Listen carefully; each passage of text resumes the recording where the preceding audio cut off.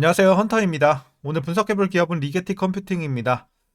작년 말부터 이제 양자 컴퓨터 관련주들 스카이로켓팅이 나오면서 엄청난 폭등을 이어갔습니다. 이제 동사 같은 경우도 단기간에 10배가 오르면서 21달러대까지 올랐습니다. 하지만 최근에 이제 엔비디아 젠슨 황의 발언, 20년이 더 걸릴 거다, 상용화까지 굉장히 오랜 기간이 걸릴 거다, 이런 발언으로 인해서 다시 한번 급락이 나왔고, 최근에 이제 저가 매수세가 유입이 좀 되고 있는 모습입니다.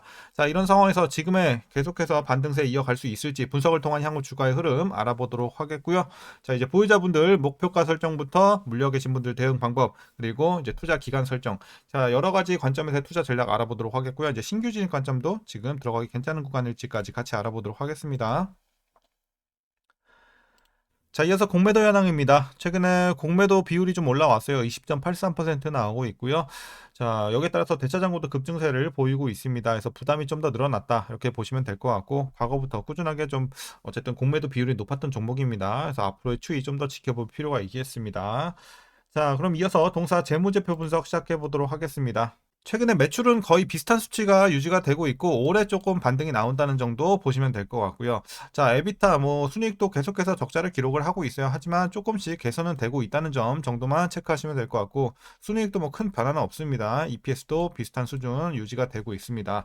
자, 그래서 일단 지금 우리가 실적을 크게 볼 건 없어요. 왜냐?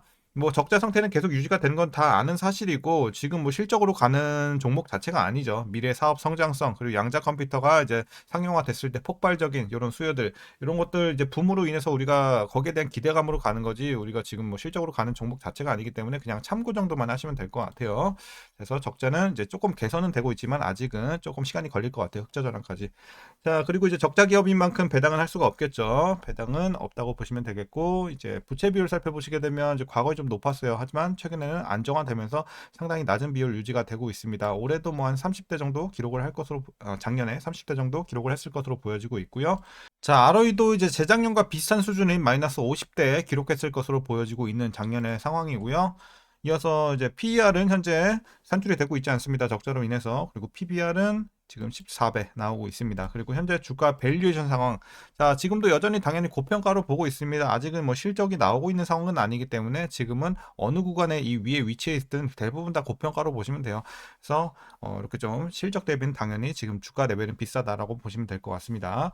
자, 이어서 동사 관련 이슈 한번 살펴보도록 하겠습니다.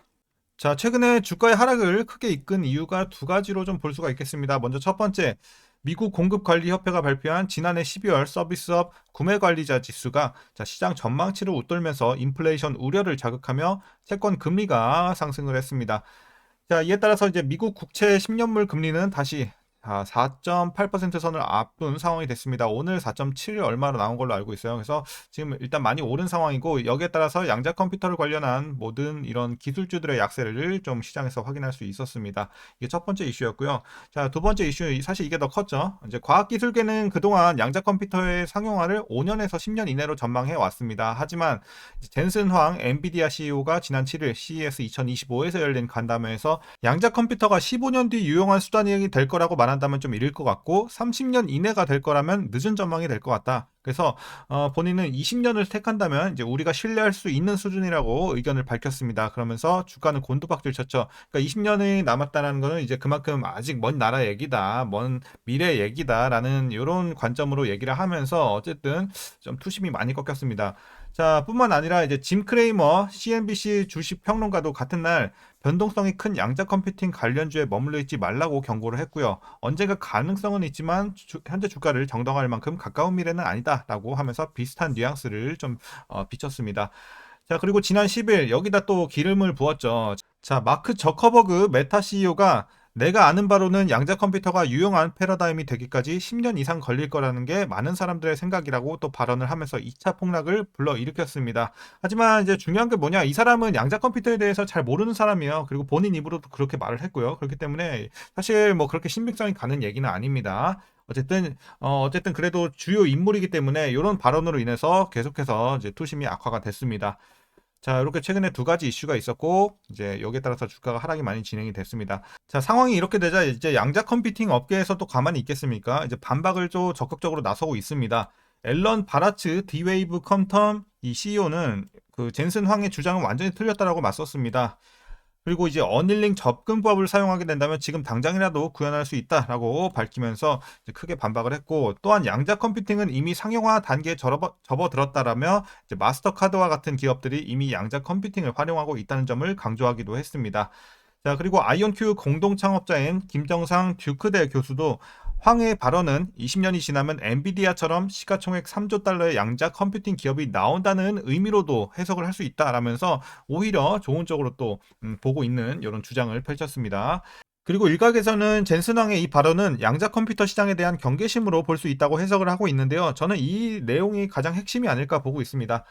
영국 양자기술 연구가 테드 스카이바는 자신의 링크드인에 올린 게시물에서 어떤 얘기를 했냐면요. 젠슨 황의 이 발언은 단순히 양자 컴퓨팅에 대한 과대 광고를 잠재우는 것이 아니라 자신의 핵심 비즈니스를 방어하려는 의도가 담겨 있다라면서 이 양자 컴퓨팅이 젠슨 황의 예측보다 더 빨리 상용화가 된다면 엔비디아의 GPU 지배력이 위협받을 수 있기 때문이다라면서 굉장히 좀 의미 있는 얘기를 했습니다. 그래서 사실 저도 이 내용에는 전적으로 동의하는 편입니다. 왜냐면 지금 여러 가지 정황 상황 봤을 때도 젠슨 황이 갑자기 이런 뜬금없는 발언을 한다? 자, 본인이 이제 발등에 불이 떨어진 거죠. 지금 양자 컴퓨터가 어느 정도 핫하다 정도가 아니라 전 세계적으로 엄청난 관심을 받고 있고 엄청난 폭등을 이어가자 본인의 이제 사업이 위협을 받을 것으로 이제 예상이 되니까 이런 얘기를 한 것으로 봐요. 왜냐면 이제 양자컴이 자, 보시게 되면 GPU를 조금이라도 잠식하면 엔비디아의 타격이 불가피한 셈이고, 양자 컴퓨팅은 엔비디아가 가장 큰 수혜를 누리고 있는 기존 컴퓨팅 사업에서 파괴적인 영향을 미칠 것이기 때문에 이런 것들로 인해서 좀 잠재우기 위해서 이런 발언을 한 것으로 저는 개인적으로 해석을 하고 있습니다. 저도. 자, 그렇기 때문에 사실 뭐 이게 100% 정답은 아니지만 이런 분석은 상당히 좀 의미가 있다고 보고 있습니다. 자, 이렇게 말씀드리겠고, 이제 마지막 이슈입니다. 유엔이 2025년을 양자 컴퓨팅 기술의 해로 지정한 데다 라스베가스 가전쇼 CES 2025도 양자 컴퓨팅을 핵심 주제 하나로 채택을 했죠. 그래서 이제 양자 컴퓨팅에 대한 기대가 커지고 있는 상황이고, 양자 컴퓨팅은 향후에 이제 AI 기술 발전 정체를 해결할 도구로 또 주목을 끌고 있는 상황입니다.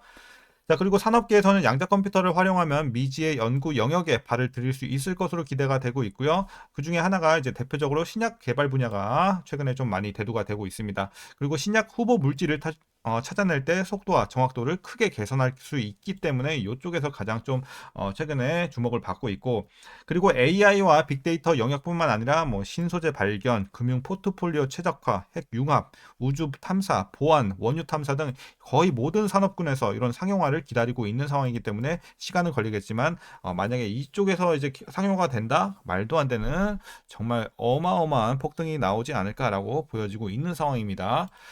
자, 이제 최근의 이슈는 이렇게 좀 정리하도록 하겠고요. 이제 마지막으로 투자 전략 설명드리면서 영상 마무리하도록 하겠습니다. 자, 먼저 신규 진입 관점입니다. 너무나도 좋은 상황이죠. 지금 최근의 폭락은 오히려 너무 땡큐죠. 너무 고마운 기회입니다. 그렇기 때문에 오히려 지금은 단기적인 관점까지도 괜찮아졌어요. 사실 이 위에서는 단기적으로 접근하기 좀 애매했거든요. 근데 다시 한번 여기까지 내려왔다.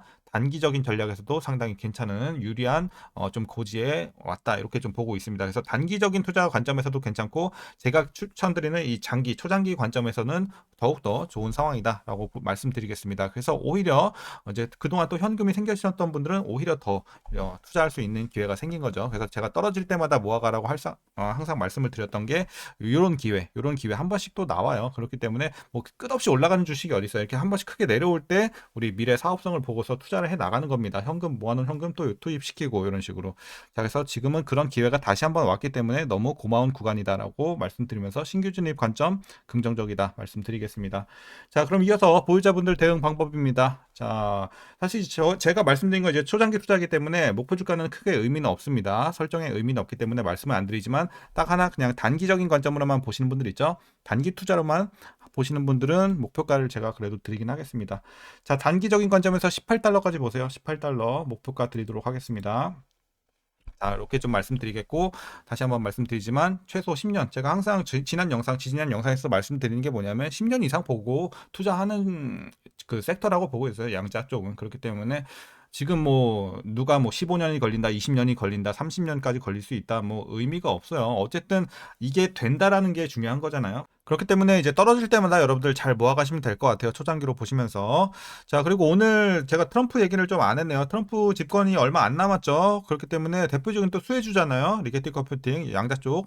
자, 왜냐 뭐 아시다시피 이제 중국이 어마어마하게 지금 양자 쪽에 투자를 하고 있어요. 그리고 그 발전 속도가 어마어마하게 빨리 쫓아오고 있는 상황입니다. 물론 아직 뭐 미국 대비해서 5년 뒤처지었다 이렇게 좀 평판을 받고 있지만 그 성장 속도가 어마어마하게 빠르기 때문에, 그리고 어마어마한 비용을 투자하고 있는 상황이기 때문에 트럼프가 집권했을 때 여기에 대해서 더욱더 이제 양자 쪽에 집중을 할 거다라는 게 보편적인 좀 우리 관점이죠. 그렇기 때문에 굉장한 수혜가 또 예상이 되기 때문에 여기에 대해서도 우리 좋은 이슈 또 정책적으로도 한번 기대를 해보면 좋을 것 같습니다.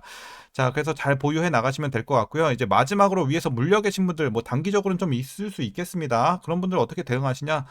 볼 거 없어요. 그냥 계속해서 좀 여러분들 보유하시길 바라겠습니다. 뭐 현금 여력 되시는 분들은 물 한번 타시는 것도 괜찮고요. 얼마 손실이 없다 하시는 분들은 굳이 물 탈 필요는 없겠지만, 그래서 여러분들이 평단 관리 좀 해놓고 계속해서 보유만 해 나가세요. 그래서 중요한 포인트는 뭐다? 급락할 때마다 모아가자라는 거예요. 단기적인 관점도 여러분들이 뭐 18달러까지 딱 보시고 이제 또 떨어졌을 때 한 번 더 보시고 이런 식으로 여러 번 또 드실 수도 있는 거고, 어쨌든 제가 추천드리는 건 초장기 투자 관점으로 말씀을 드리겠습니다. 다시 한번.